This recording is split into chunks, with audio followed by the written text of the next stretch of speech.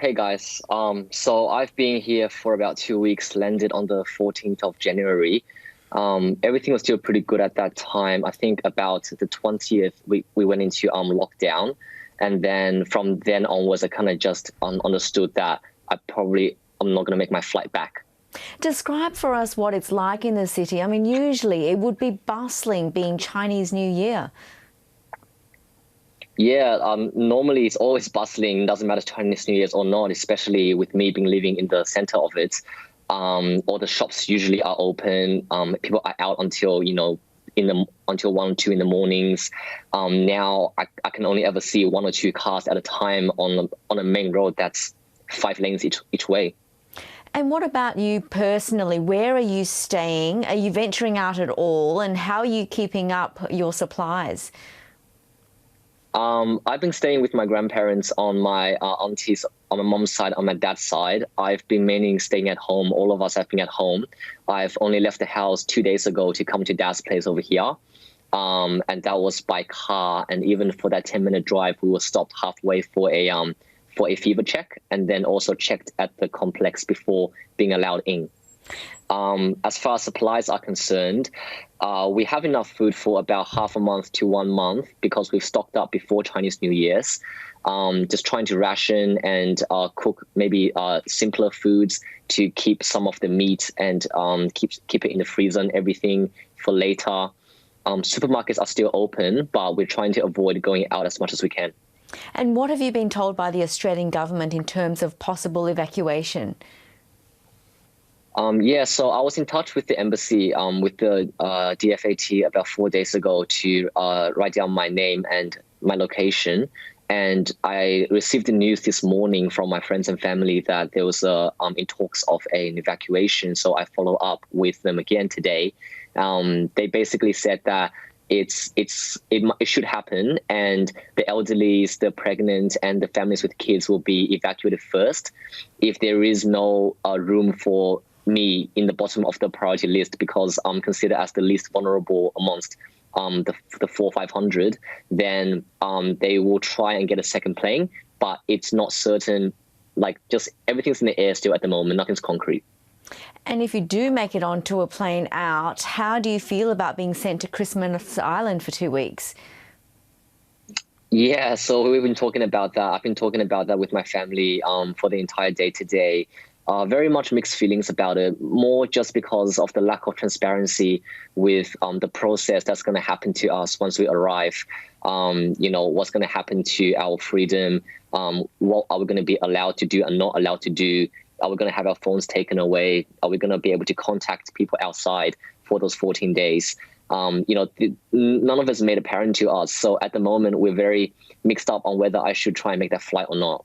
And are you satisfied with the way the outbreak has been handled by authorities, both in China and Australia? I think in China, we're really doing everything that we can ever since the lockdown to get this under control. A new hospital has just been built over here that's opened specifically for the containment of patients with the coronavirus. So I'm quite happy with the way that things have been handled over here. I think everyone's doing the best that they can. There was definitely an initial amount of hysteria. I think it's calmed down a bit now, and everyone's listening to the authorities and self-isolating at home and actually trying to go to the hospital as least as possible. In terms of Australia, from what I've heard, is that the government is saying it's not a big issue at the moment in Australia and there's no cause for harm. But I do recommend people to be wary and be careful and still take the same precautions that we're taking. Maybe not leaving the home at all, but definitely wearing a mask, washing your hands regularly, and avoiding as much contacts, because even though it's 5 or 6 people right now in Australia, it started with 5 or 6 in Wuhan here as well. And now we're up to 4,000 confirmed with this infection and over 100 dead. So I would definitely recommend more care to be taken, to be more proactive in Australia. Indeed. And everywhere else. And Daniel, when do you think you'll be able to return to your life in Sydney? Oh, man, I have no idea. Hopefully as soon as possible. I mean, if I do take on this flight and I do make it, then I suspect maybe it'll be 3 or 4 weeks when I can actually be cleared to get back to my life in Sydney. If I don't, then maybe end of March, beginning of April, it could be later. But I understand your visa expires in March. Is that a concern for you?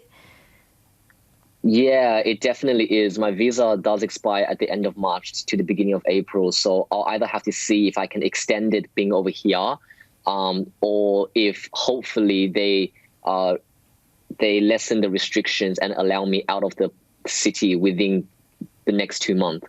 So we're really, at the moment, like I said, nothing's really certain. There's a lot of options depending on what happens, but until we know what the decisions are, there's not much that we can do right now. And Daniel, mentally, you sound like you are remaining relatively positive.